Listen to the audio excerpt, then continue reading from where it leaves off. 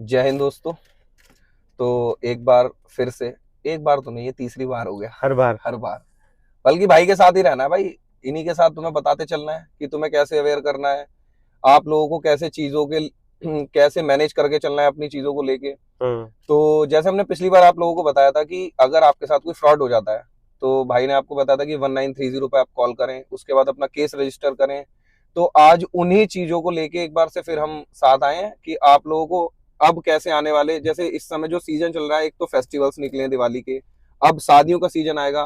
तो आजकल एपी के बहुत आते हैं इनविटेशन कार्ड के तौर पे कि आप एक बार एपी के टैप करते हो और उसके थ्रू आपके अंदर, आपके फोन के अंदर एक बग इंस्टॉल हो जाता है और उसके बाद तो फिर आपका फोन वो हैंग हो ही गया। तो भाई इस चीज से कैसे बचा जाए और ये किस किस टाइप से फ्रॉडस्टर चाहते हैं कि वो, मतलब एक होता है ना लालच देना, एक वो होता है कि फार्मर के लिए एक डाल देते हैं कि आपका लोन माफ हो जाएगा, किसान योजना वाला है।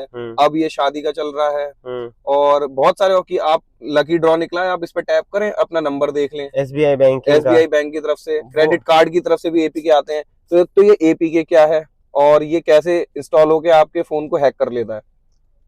तो दिव्य भाई, अभी जैसे कि शादी का सीजन चल रहा है, तो ये जितने भी स्कैमर या जितने भी मैनिपुलेटर्स हैं, इनको ये पता है कि 30 तारीख मतलब ये नवंबर में लगन जैसी देव उठान शुरू होंगे। बिल्कुल। तो ये लगन शुरू हो जाती है जिनमें ज्यादा शादियां होती हैं। बिल्कुल। तो सभी को पता है कि बहुत सारे लोग फिजिकली कार्ड देने की जगह लोगों को डिजिटली कार्ड भेजते हैं। ठीक है, अब डिजिटल कार्ड में आप दो तरीके से आप भेजोगे, या तो डायरेक्ट फोटो क्लिक करके भेज दो, या आप एक उसका डिजिटल फॉर्मेट में पीडीएफ भेजते हो, या कोई एपीके भेज देता है इस टाइप से कि हाँ ये हमारे इस फॉर्मेट के थ्रू आएगा, आप इस एपीके पर अपलोडेड है।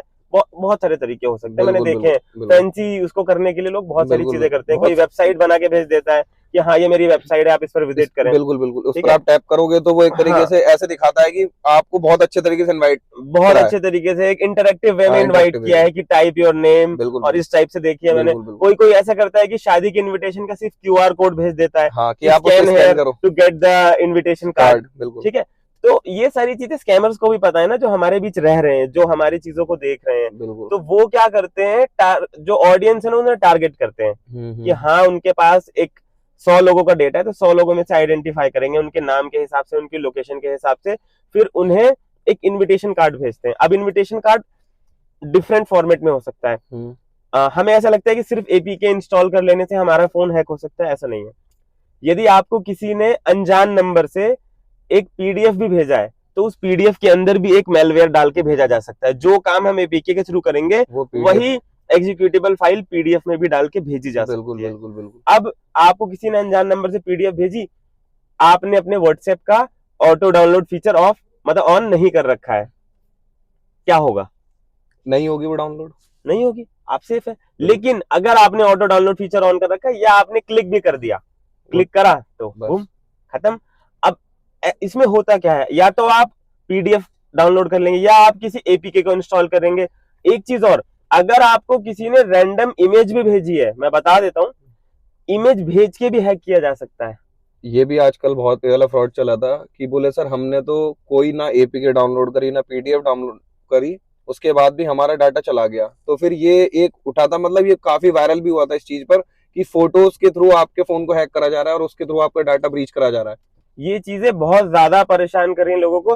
दिव्य भाई, आपको मैंने कल एक मैसेज भी भेजा था, शायद एक बहुत वीडियो वायरल हो रही है, उस वीडियो का नाम आप देख के बता सकते हैं? एक सेकंड में आपको बताता हूँ।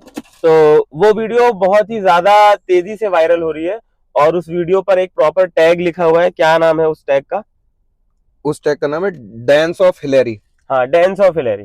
तो डांस ऑफ हिलेरी करके अगर आपके पास कोई वीडियो ऐसी आ रही है, तो बिल्कुल भी उसे प्ले करके ना देखें अनजान नंबरों से, अगर कोई ऐसी वीडियो आ रही है। अब ये सारी चीजें, मान लो आप एक चीज और, जैसे हम लोगों का अमूमन जो ऐसी चीजें आती हैं व्हाट्सएप पर आती हैं, तो व्हाट्सएप ने खुद से इतने सारे फीचर दे रखे हैं कि आप लोग उन्हें यूज नहीं करते। जैसे कि अननोन साइलेंस कॉल कर दो, कि कोई भी अननोन से आपको कॉल आ रही है वो साइलेंस्ड है, नहीं आएगी। ऐसे ही मैसेजिंग के लिए भी आता है। तो हम इन चीजों को भी देखें कि जो हमें सुविधाएं दे रखी है हम पहले उनको उपयोग कर लें, आधे से ज्यादा बचत तो हमारी वही हो जाएगी। बिल्कुल, ये भी लापरवाही में ही आएगा कि हम वो चीज जानने के बावजूद उन्हें इम्प्लीमेंट नहीं करते हैं, और फिर जब कुछ गलत हो जाता है तो फिर सोचते हैं कैसे सही करें। देवी भाई, 2 फैक्टर ऑथेंटिकेशन व्हाट्सएप ने कब से फीचर दे रखा है? बिल्कुल। मैं 70 to 80% लोगों को जान, ऐसे लोग हैं जो अभी तक 2 फैक्टर ऑथेंटिकेशन इनेबल करके नहीं रखते। जरूरत ही नहीं समझते। इनेबल पता कब करेंगे? जब कुछ हो जाएगा, जब उनके साथ हो जाएगा भाई बड़ा स्कैम, तब या उनके वही की नंबर चुर जाएंगे, उन पर मैसेजेस जाएंगे गंदे। अभी मैं आपको बताता हूँ, मेरे पास आजकल ये बहुत सारे कॉल्स आ रहे हैं कि सर हमारा व्हाट्सएप भी हैक हो गया है, हमारा फोन कंप्लीट हैक हो गया है। अब जो आपको मैंने तरीके बताए अभी कि या तो शादी का इनविटेशन कार्ड भेजा, या किसी ने आपको फोटो भेज दी, या किसी ने आपको पीडीएफ भेज दिया, या किसी ने कोई भी तरीके से ट्रिक किया, आपको वेबसाइट भेज दी, उस पर सारी परमिशन अलाउ करा ली, या उस पर कोई भी एक एग्जीक्यूटेबल फाइल या पेलोड डाल दिया था, ठीक है। अब उससे होगा क्या, ज्यादातर केसेस में ये सारी चीजें आपके फाइनेंशियल फ्रॉड, आपके ऊपर फाइनेंशियल फ्रॉड करने के लिए होती हैं, क्योंकि जनरली कोई भी ऐसा आपको आपकी फिजिकल इंफॉर्मेशन के लिए टारगेट नहीं करता। उसे आपके अकाउंट का पैसा चाहिए, आपकी उससे कोई पर्सनली दुश्मनी नहीं है, वो आपको जानता नहीं है, उसे सिर्फ पैसा चाहिए, ठीक है। अब वो क्या करेगा, सबसे पहले आपके फोन में, वही मैंने बताया था इससे पहले भी, कि कॉल फॉरवर्डिंग एक्टिव कर देगा, जिसे चेक करने के लिए कौन सा नंबर डायल करते हैं, मेरे को भी याद है, *#21#। नहीं, मेरे को सेटिंग में जाके पता है ना। हाँ, सेटिंग में जाओ, कॉल फॉरवर्डिंग लिख दो, *#21#। आपको चेक करना है सबसे पहले कि नंबर, इस पर मेरे फोन से कोई भी कॉल फॉरवर्डिंग सर्विस एक्टिव तो नहीं है। क्यों जरूरी है चेक करना, क्योंकि कोई भी स्कैमर, कोई भी हैकर अगर आपके फोन में कोई भी ऐसी चीज डालता है तो वो सबसे पहले आपके कॉल से फॉरवर्डिंग को ऑन करेगा, मतलब फोन से, ठीक है। अब दूसरा क्या करते हैं, वो ना आपके नंबर पर ओटीपीज भेजने लगेगा बहुत सारे, जिससे कि आपको ये लगे कि आपका फोन हैक हो गया है।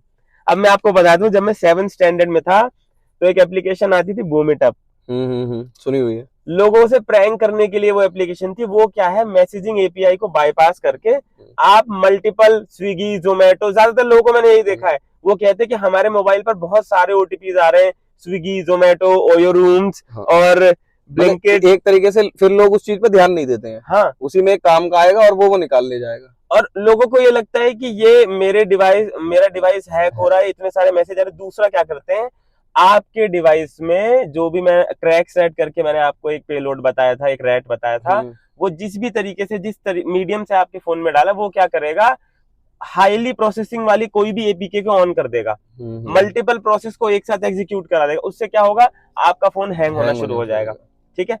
फोन हैंग होने लगेगा, लोग बोलते हैं हमारा फोन गर्म होने लग गया, बैटरी बहुत जल्दी ड्रेन होने लग जाएगी, फोन हीट हो रहा है, ठीक है, फोन हीट हो रहा है। अब तीसरी चीज वो क्या करेंगे, तीसरी चीज वो ये करते हैं, आपके व्हाट्सएप से कोई ऐसी चीज परफॉर्म कर देंगे जो कि व्हाट्सएप की गाइडलाइंस को फॉलो नहीं करती, या तो वो चाइल्ड पोर्नोग्राफी से रिलेटेड कोई कंटेंट भेज देंगे, या कोई अब्यूसिव चीज ऐसी भेज देंगे। दूसरा, और भी कुछ तरीके होते हैं, जैसे आप कोई स्क्रिप्ट चला दोगे पाइथन की, कि ऑटो मैसेज डिलीवर वाली कुछ स्क्रिप्ट होती है, अगर आप उनको व्हाट्सएप पर चला दो तो वहां पर भी व्हाट्सएप आपको 24 घंटों के लिए ब्लॉक कर देता है या डिसेबल कर देगा आपके अकाउंट को, या आप अपने अकाउंट को ना डिलीट कर सकते हो ना कोई चेंजेस कर सकते हो, उस दिन आप कुछ नहीं कर सकते। बिल्कुल, वो ये करते ही इसलिए ताकि आप ज्यादातर लोगों को कम्युनिकेट ना कर पाओ और बहुत सारी चीजें परफॉर्म ना हो। वो लोग ये चीज इसलिए करते हैं ताकि आपको डिजिटली, क्या कहते हैं उसे, अपंग कर देना, एक तरीके से अपाइज कर दिया आपको, बिल्कुल, कि आपके पास आपका डिवाइस होने के बावजूद भी आप उसका इस्तेमाल ना कर पाए। और इसका बेनिफिट क्या है कि जब आप उतने लोगों से कांटेक्ट नहीं कर पाओगे तो जितना अमाउंट है उतना अमाउंट धीरे धीरे निकालते रहेंगे। अब वो उसमें आपके इस एक्टिविटी को परफॉर्म करने से पहले ही जो भी स्कैमर होगा वो आपके सारे कॉन्टेक्ट नंबर्स ले चुका होगा, वो आपके कॉन्टेक्ट वालों को मैसेज कर चुका होगा कि please send me 10,000 rupees urgent need, इस टाइप से कुछ ना कुछ भेज चुका होगा। ये कि होता भी है, वो फेक आईडी वाला जो चला था, जैसे ये तो व्हाट्सएप से उठा ली उन्होंने, इंस्टा पे आपकी फेक आईडी बनाएंगे और जितने आपके फॉलोअर होंगे, जो हम एक बार बता भी देते हैं कि आपका अकाउंट क्यों प्राइवेट करना चाहिए, कि आपके हर उसके कहेंगे, बोले भाई 5,000 दे दो, भाई 3,000 दे दो। अच्छा, कुछ ऐसे भाई होते हैं जो दे देते हैं, कुछ के पास नंबर होता है तो वो फोन करके पूछते भाई तुझे इतने रुपए की जरूरत है क्या, तो तुम कहोगे नहीं, तो बोले ये तो मैसेज आ रहे हैं। और हैंडल में क्या चेंजेस करते हैं, या तो 2 टैग लगा देंगे, कुछ 2 डॉट लगा देंगे, बहुत छोटा सा चेंज करेंगे कि आई की जगह, मतलब कोई ऐसा जो आई की तरह दिखता हो, कोई भी स्पेशल कैरेक्टर वो लगा देंगे, हाइफन लगा देते हैं, बस जरा सा बहुत माइनर सा फर्क, एक अंडरस्कोर से 2 लगा दिया, तुरंत नाम बन गया बस। तो इस टाइप की चीजें जब आपके फोन पे परफॉर्म हो चुकी थी, ठीक है, अब आपके हिसाब से आपका डिवाइस कंप्लीटली हैक हो चुका है, अब उसके बाद क्या करना चाहिए आप बताएं, क्या लगता है आपको सबसे पहले क्या करना है? उसके बाद सबसे पहले तो हमें जो बताया जाता है कि अगर आपको ये चीजें मिल रही हैं तो फैक्ट्री रिसेट नाम की चीज होती है, जो भाई ने बताया था कि फोन को पावर बटन और वॉल्यूम डाउन बटन को दबाए रखें, बंद करके। हाँ, बंद करके। हाँ। उसके बाद एक ब्लू कलर की स्क्रीन आती है, उसके बाद वो फैक्ट्री रीसेट, जिसे रिकवरी मोड बोलते हैं, जिसे रिकवरी मोड कहते हैं, जिसे कहते हैं फोन को साफ कर देना देसी भाषा में। हाँ, तो वो वाली चीज हो गई। और सबसे बेस्ट तो यही तरीका है, जब हमने फोन ही रिसेट कर दिया फिर तो कुछ पता ही नहीं उसके अंदर। बिल्कुल। और अगर फाइनेंशियली वाला फ्रॉड हो रहा है फिर तो अपने पास वो नंबर है ही कि ट्रांजैक्शन रोकने के लिए, या हमारा अमाउंट जहां तक गया है वहीं तक होल्ड अप हो जाए 1930। जैसे ही आपने ये परफॉर्म किया, पहले तो आप अपना एक लोकल बैकअप ले लो, एक रिस्टोर पॉइंट बना लो, बिल्कुल, ठीक है। दूसरा, फोन को हमेशा पावर ऑफ करके रिकवरी वाले ऑप्शन से रीसेट करें, फैक्ट्री रीसेट या वाइप डेटा ऑल, ठीक है। तीसरी चीज, फॉरवर्डिंग सर्विसेज सब ऑफ कर लें, उसके बाद ये सारे फीचर्स अप्लाई करें। बिल्कुल। 24 घंटों के लिए अपने अकाउंट को डेबिट फ्रीज मोड पर लगा दें। आप अपने बैंक को कॉल करें, बोले मेरे साथ ऐसी ऐसी एक्टिविटी परफॉर्म हुई है, मैंने कई अपने लोगों के साथ ये करवाया, उस अकाउंट को आप डेबिट फ्रीज वाली कंडीशन पर लगा दें। डेबिट फ्रीज का मतलब ये होता है कि आपके अकाउंट में पैसे आ सकते हैं, निकल नहीं सकते, वो निकल नहीं सकते। इफ इन केस कोई ट्राई भी करेगा, लोग क्या करते हैं, वो आपकी यूपीआई एक्टिवेट करने की कोशिश करेंगे, आपके इंटरनेट बैंकिंग आईडी पासवर्ड को एक्टिवेट करने की कोशिश करेंगे, तो ये सारे अटेम्प्ट फेल हो जाएंगे। सबसे पहले पता चलते ही तुरंत अपने अकाउंट को डेबिट फ्रीज मोड पर तुरंत डालना है। इसका भी एक वो होता है कि ऐसा था, एक बार फोन को जैसे फॉरवर्ड करवा के क्लोन बना लिया उस नंबर का, और जैसे क्लोन बना तो उसके जिसका जो मेन ओरिजिनल नंबर था उस भाई के, तो टावर चले गए फोन में से, तो उसे ऐसा लगा कि या तो मेरी लोकेशन ऐसी है, और कारण क्या था, कॉल फॉरवर्ड और मैसेज फॉरवर्डिंग से उस पर सारे ओटीपी पहले ही जा चुके थे, तो जो चेंजिंग कराया वो भी हो गया। तो भाई ने उसकी यूपीआई भी बना ली, उसका अमाउंट भी निकाल लिया, और उसे खबर तब हुई जब उसे ये पता लगा कि ये मेरा सिम ही बंद हो गया है। उसे ये मतलब कैसे पता लगेगा कि मेरा रुपया निकल रहा है, इसीलिए तो कहते हैं कि दिव्य भाई कि साइबर अवेयरनेस इतनी जरूरी है, और वो भी आप अपडेट रहना इतना जरूरी है, क्योंकि अब आज आपको मैं एक तरीका बता रहा हूँ कि लिंक पर क्लिक नहीं करना, कल को एपीके आ रहा है, एपीके हट रहा है, पीडीएफ आ रहा है, पीडीएफ हट रहा है, इमेज आ रही है। अब मैं आपको एक बात बताऊं, आपको कॉल पर भी कोई हैक कर सकता है, लिटरली। आपने कभी कस्टमर केयर को कॉल करा है? कस्टमर केयर को जब कॉल करेंगे, टेलीग्राम पर भी ऐसे बॉट है, जब आप उन्हें कॉल करेंगे तो कॉल करने के बाद वो आपसे बोलते हैं 1 दबाएं, 2 दबाएं, 5 दबाएं, इनसे बात करने के लिए 9 दबाएं। जैसे जैसे आप वो दबाते हैं, ऑटोमेटिकली कॉल वहां पे फॉरवर्ड होता चला जाता है। सेम चीज जब आप अपने सिम को वर्चुअल से फिजिकल से वर्चुअल करेंगे तो भी वो फीचर ऐसा होता है। बहुत सारी ऐसी सर्विसेज हैं जहां पर लोगों को ये नहीं पता कि आप ऑन कॉल रहकर भी बहुत सारी चीजों को एक्टिवेट करा सकते हैं। तो ये फीचर स्कैमर्स को पता है, वो इन्हें एक्सप्लॉइट करते हैं, ठीक है। तो बहुत सारे ट्रिक है, बहुत सारे तरीके हैं, और बहुत सारे ऐसे लूप होल्स हैं जो उन्होंने फाइंड आउट कर रखे हैं। चक्कर है ना, देखो उनका जो काम है वो यही है कि अपने आप को रोज अपग्रेड करें, तभी वो लोग पैसा हमसे निकाल सकते हैं। बिल्कुल। और हम लोगों की आदत है कि जहां है बस वहीं रुकने की आदत। वो एक डेली लर्निंग वाली प्रोसेस होता है ना, वो अगर रहेगा तो हम बच सकते हैं उनसे, वरना वो लोग इतना। दुबे जी हैं, हाँ। उनका एक नोन है, वो हमारी बात हो रही तब उन्होंने बताया कि दुबे जी आज बहुत टाइम से बता रहे हैं कि कभी भी पैसा लेने के लिए ओटीपी नहीं देना, ओटीपी नहीं देना, कभी भी कोई लिंक क्लिक नहीं करना, पैसा अपने आप आएगा, आपको किसी की जरूरत नहीं है, किसी से कुछ पूछना नहीं है। उस आदमी के साथ फिर भी फ्रॉड हो गया। दुबे जी ने पूछा कैसे हुआ? हाँ। उन्होंने बोला कि भैया आपने तो बोला था ओटीपी नहीं देना, उसने मुझे क्यूआर कोड दिया था, मैंने स्कैन कर लिया, बस। तो देख रहे हो ना, मतलब साइकोलॉजी का खेल है सारा इसमें। साइबर अवेयरनेस जरूरी क्यों है, क्यों आपको अपडेट, मतलब बिल्कुल अपडेट रहना जरूरी है। और एक और चीज, जब ऐसी चीज होती है ना तो आदमी कितना भी अकलमंद क्यों ना हो, ये होने वाली बात होती है, मती मारी जाती है लोगों की। फिर आदमी ये कहता भाई हम, ये ऐसा है कि जैसे आप कहते हैं कि बैंक कॉल नहीं करता, ठीक है बिल्कुल पता है कॉल नहीं करता, पर किसी अगर फ्रॉडस्टर ने कॉल करी तो मैंने ऐसे भी लोग देखे जिन्होंने पासबुक निकाल के अपना अकाउंट नंबर बताया है। मतलब बहुत बड़ी चीज है कि एक तो आज के टाइम में पासबुक ढूंढी उसने भाई ने घर में, क्योंकि मेरे दोस्त के पिताजी थे वो, और फिर उन्होंने अकाउंट नंबर बताया। वो वही था कि उनका दिमाग चल गया कि यार ये चीजें क्यों पूछ रहा है भाई, अगर ये बैंक वाला है तो इसके पास अकाउंट नंबर होगा। कई बार अब तो ये तो खैर पुरानी चीज हो गई, अब तो उनके पास सारा ही डेटा होता है। अब तो खैर बैंक की मदद कर रहे हैं। हाँ, भाई आप फोटो कॉपी करा रहे हो, एक एक की 5-5 हो रही है, वो 4 फोटो कॉपी कहाँ जा रही है, रद्दी में थोड़ी बिक रही है। 800-900 रुपए के सिम मिल जाते हैं बिना आईडी के। बिल्कुल बिल्कुल बिना आईडी के सिम मिलते हैं। अभी गुड़गांव में कहाँ पर एक लड़का पकड़ा गया है, उसने क्या लूपहोल निकाला, एक चाइना से एक बॉक्स मंगाया उसने, टेलीकॉम कंपनीज का इतना ज्यादा नुकसान करवा दिया उसने, इंटरनेशनल कॉल को नेशनल में कन्वर्ट कर दे रहा था। समझ लो आप, आईएसडी कॉल को वो मतलब स्टैंडर्ड कॉल के रेट पर कन्वर्ट करा दे रहा था। आप ऐसा देखो, एक मैं जानता हूँ उस बॉक्स को, ब्लैक मार्केट में मिलता है, मतलब स्क्वायर जैसा होगा, राउटर जितना बॉक्स होता है, उसमें पोर्ट्स होते हैं छोटे छोटे। जब आप उनको कनेक्ट कर दोगे तो जो आप ऐसे समझो कि आपको इंटरनेशनली बात करनी है, एक बीच में मीडिएटर है, उसने आपको कॉल करा और उसी ने दूसरे बंदे ने भी आपको कॉल करा, आपने क्या करा, उन दोनों कॉल को मर्ज कर दिया बस अपने कॉल के थ्रू। ये उस बॉक्स का काम है। तो उससे क्या हुआ, इंटरनेशनल वाला जो वो खत्म हो गया और ये बॉक्स पकड़ा गया था। टॉर वाला खेल हो गया, जैसे टॉर करता है।